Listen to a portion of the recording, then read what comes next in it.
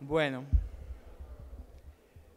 saludo a las dos vicerrectoras, eh, Magdalena Cruz y Giovanni Rodríguez, y así también a cada uno de los exponentes y distintas autoridades también que están aquí, jueces, Ministerio Público, abogados y participantes en sentido general.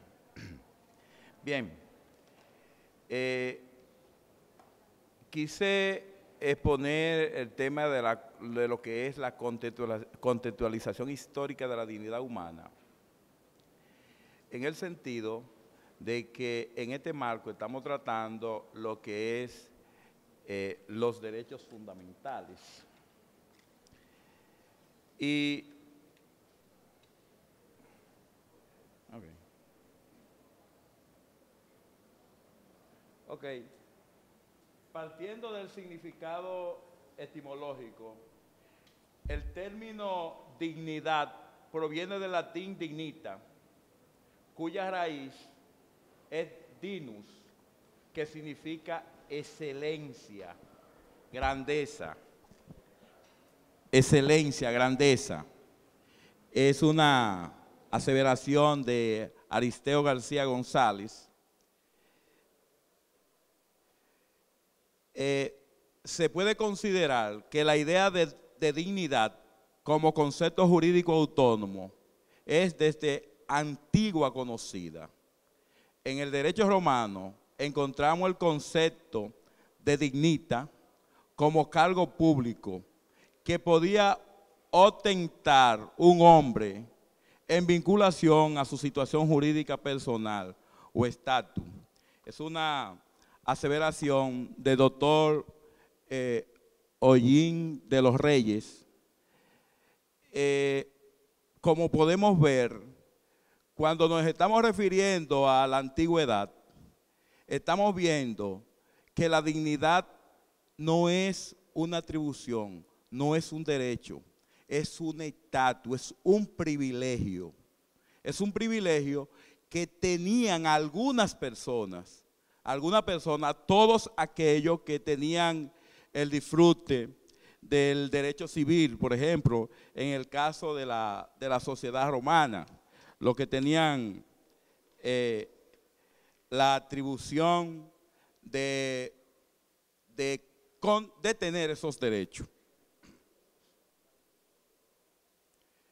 Decía que en la antigüedad prevalecía el concepto de dignidad como sinónimo de título, de rango, de mérito, no como un derecho, como había dicho anteriormente.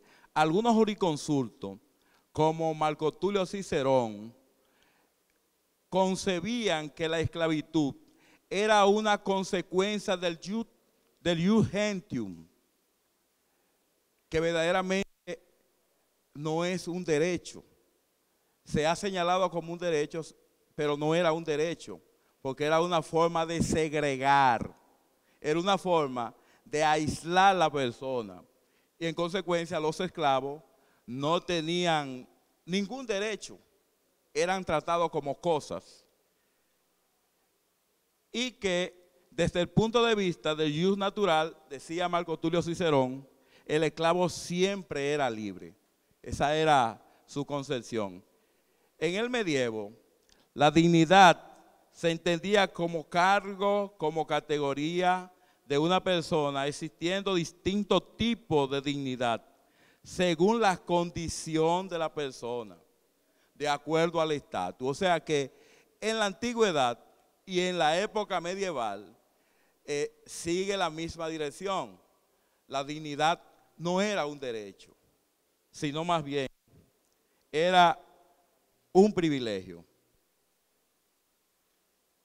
El hecho que durante muchos tiempos las altas dignidades eclesiásticas solo pudiesen desempeñarse por personas de origen noble es una nota más para entender que esa forma elemental condicionada, o sea, es que en la Edad Media realmente lo que prevaleció fue el oscurantismo. Fue el método que se usaba por excelencia, era la fe. Todo se justificaba con Dios. Y en consecuencia, la gente, a las personas le tenían prácticamente prohibido el pensar. Porque por esa razón, en esa época, el Tribunal de la Santa Inquisición enjuició a muchas personas y por el solo hecho de su condición, de su expresión, de su forma de pensar, fueron llevados a lo que fue atribuirle o aplicarle la pena de muerte. Ya en la época del Renacimiento, con la obra de Erasmo y Tomás Moro, se aprecia el concepto de dignidad humana en relación en la base religiosa. O sea, estos dos pensadores de la Edad Media, que uno era laico y otro más bien era sacerdote, pero que disintieron verdaderamente de esa doctrina que llevaba a cabo la iglesia, y precisamente con el luterismo y el protestantismo empieza a verse la dignidad humana incluso desde la perspectiva religiosa, porque así lo hicieron entender con su fino pensamiento y con su forma de pensar para ese entonces. Peces Barba, que es un autor español, el mayor elemento del cambio lo suponía la aparición del protestantismo como factor del progreso, de la ruptura con la época medieval, como forma religiosa preparadora del mundo libre y en el contexto con la cultura de los derechos fundamentales. Este pensador, Peces Barba, concebía en su libro Utopía, concebía que la dignidad humana se fundamentaba como ética pública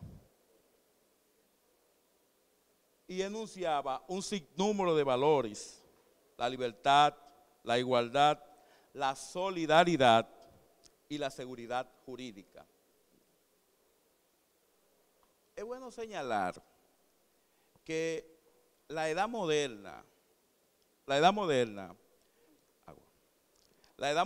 fue el motor de cambio, fue realmente el inicio de que se promovieran las ideas con los ilustrados, los iluministas, Juan Jacobo Razón, Montesquieu, Tomás Hobbes, Voltaire y otros, que a través de sus ideas revolucionaron el pensamiento social y político y enfrentaron todo lo que fueron las monarquías y los gobiernos absolutistas. Y dio lugar entonces a que en este entonces sí se empiece a hablar de lo que es verdaderamente de la dignidad humana como un derecho fundamental. A partir de las dificultades que se presentaron en las diferentes etapas históricas, es precisamente donde empiezan a darse los cambios. Tenemos que a raíz de la Segunda Guerra Mundial, producto de todas las atrocidades, está bien, de todas las atrocidades que se dieron en aquel entonces por cada uno de los gobiernos de turno. Por ejemplo, el caso de Hitler en Alemania, Mussolini en Italia, eh, Franco en España, que cometieron tantas atrocidades, tanta violación a los derechos humanos, eso trae consigo que se eleve entonces lo que fue la concepción de la dignidad humana. Y podemos ver que la Carta de las Naciones Unidas de 1945, posteriormente a la Segunda Guerra Mundial, en su preámbulo, reafirma la fe de los derechos fundamentales del hombre, la dignidad y el valor de las personas humanas, en la igualdad de derechos de los hombres y mujeres y de las naciones grandes y pequeñas. O sea, a través de los organismos internacionales como la ONU, se reunieron todos los países y erogaron estos tratados internacionales que luego después han sido masificados por todos los países del mundo, en lo cual el nuestro también es signatario. La Declaración Universal de los Derechos Humanos de 1948, que fue una consecuencia de la Segunda Guerra Mundial, como habíamos dicho anteriormente, en su preámbulo, considerando que la libertad, la justicia, la paz en el mundo tiene por base el reconocimiento de la dignidad intrínseca de los derechos iguales e inalienables de todos los miembros de la familia humana.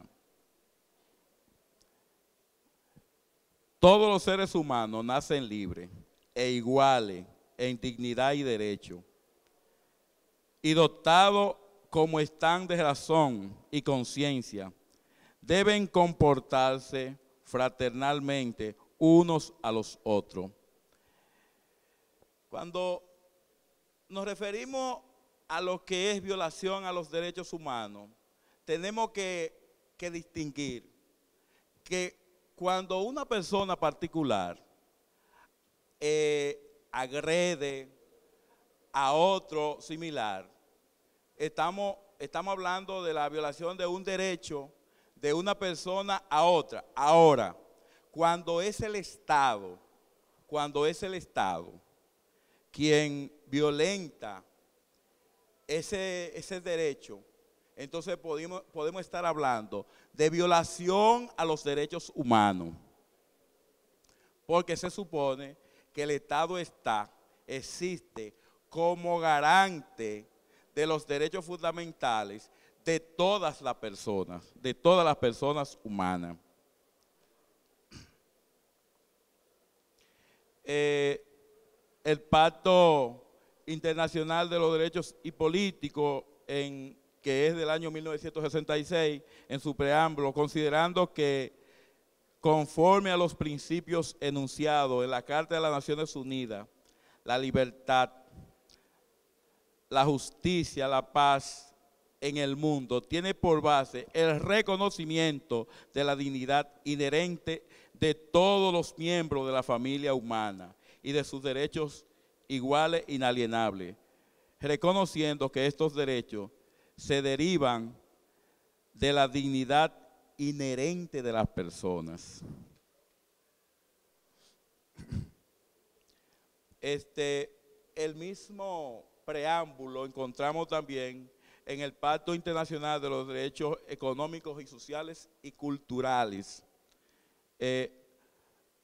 adoptado y abierto y firmado, y la ratificación, la adhesión de la Asamblea General a través de la resolución 2200 del 16 de diciembre de 1966.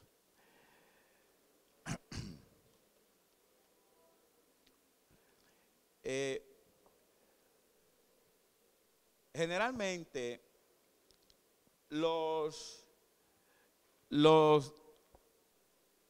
convenios internacionales que forman parte de lo que es nuestro derecho interno. Yo comparto la opinión de Isiano cuando señalaba que cuando una norma de carácter internacional riñe con el derecho interno, entonces debe prevalecer nuestro derecho constitucional interno, porque entendemos que debe ser un derecho supletorio, verdaderamente. Pues la Convención contra la Tortura y otros tratos y penas crueles, inhumanos y degradantes, que fue también una consecuencia de todas las atrocidades, por ejemplo, la provocada por Hitler en Alemania con toda la sinagoga judía, en la cual se violentaron de una manera indiscriminada los derechos de esa persona, donde en la cámara de gas se llevaban todas esas personas sin permitirle ni siquiera el derecho a la vida. O sea, eran asesinados de forma genocida. Y eso trajo como consecuencia lo que fue el denominado juicio de Nuremberg, realizado en Nuremberg, Alemania, en el cual se enjuiciaron a todas aquellas personas que eran, junto a Hitler, sus colaboradores principales. Y de ahí crearon un tribunal ad hoc a través de los Estados Unidos, Inglaterra, Francia y la Unión de Repúblicas Socialistas Soviéticas. Sin embargo, los alemanes o los partícipes de Hitler se defendían señalando que los Estados Unidos no tenían calidad moral para realizar ese enjuiciamiento que hicieron en Nuremberg, por el hecho de que ellos habían lanzado la bomba atómica anteriormente en Hiroshima y Nagasaki, que produjo situaciones similares. Bueno, también pudimos observar en Europa diferentes constituciones. La constitución alemana, que fue la consecuencia de lo que hemos estado señalando anteriormente, el surgimiento de esa constitución, que fue en el año 1949, que señala en su artículo 1, la dignidad humana es intangible. Respetarla y protegerla es obligación de todo poder público.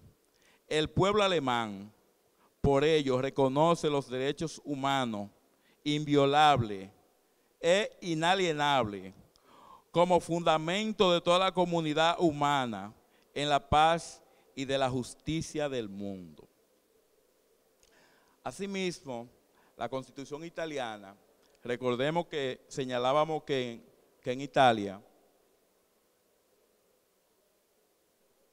Italia también teníamos otro dictador que también cometió muchas atrocidades. Esta Constitución es del año 1947. Todos ciudadanos tendrán la misma dignidad social y serán iguales ante la ley, sin distinción de sexo, raza, lengua, religión, opinión política, ni circunstancias personales y sociales. Constituyen obligación de la República suprimir los obstáculos de orden económico, social, que limitando de derecho la libertad y la igualdad de los ciudadanos impiden el pleno desarrollo de la persona humana y la participación efectiva de todos los trabajadores en la organización política, económica y social de un país. Mire, la Constitución portuguesa de 1976, en su artículo 1, establece la República Portuguesa. Portugal es una república soberana basada en la dignidad de la persona humana y la voluntad popular y empeñada en la transformación de una sociedad sin clase. Qué bonito sería, ¿eh? Bueno, la Constitución española, en su artículo 10, numeral 1, la dignidad de la persona, los derechos individuales que son inherentes, el libre desarrollo de la personalidad, el respeto a la ley, a los derechos, a los demás, son fundamentos del orden político y de la paz social. Empiezo ahora con lo que es una pequeña recopilación de lo que es el constitucionalismo dominicano, y podemos ver que la Constitución del año 1844 establece en su artículo 14: los dominicanos nacen y permanecen libres e iguales en derecho. Todos son admisibles a los empleos públicos, estando por siempre abolida la esclavitud. Que decimos que es una consecuencia del acontecimiento que se dio en el siglo XVIII y los iluministas. La Constitución del año 1924, que fue la transición de la intervención norteamericana por Vicini y Burgos, en su artículo 6, se consagra como inherente a la personalidad humana la inviolabilidad de la vida. No podrá imponerse la pena de muerte ni otra pena que implique pérdida de la integridad física del individuo.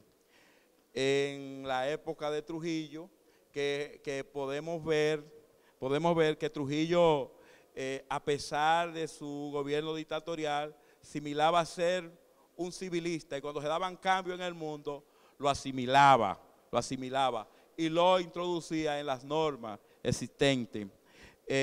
Dice la Constitución del 47, se consagra como inherente a la personalidad la inviolabilidad de la vida. Sin embargo, todo el que conoce la historia sabe que lo que más se perdieron fueron vidas a través de los mecanismos del Estado.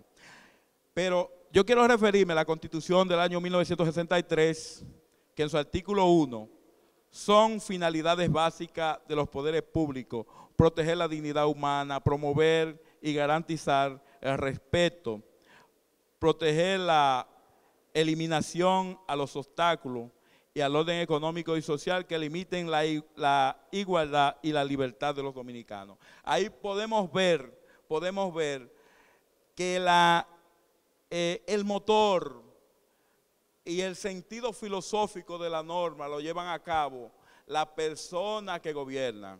Y ahí podemos ver el sentido de un verdadero civilista como fue el profesor Juan Bosch.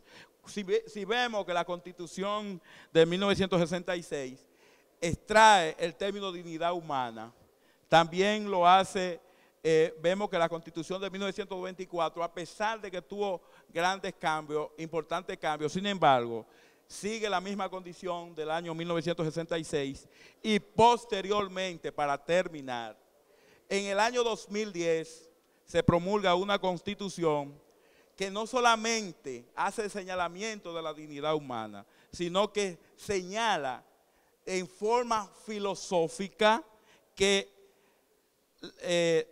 el fundamento de la Constitución se fundamenta en el respeto a la dignidad humana, en la indecible unidad de la nación, patria común de todos los dominicanos. Eso lo establece en el artículo 5. En el artículo 7, Estado social democrático de derecho. La República Dominicana es un Estado social democrático de derecho, garantizado en la forma de república unitaria y son fundamentados en el respeto a la dignidad humana.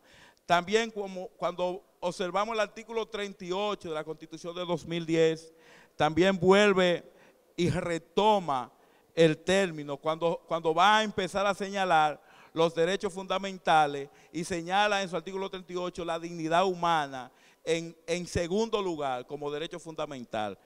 Por lo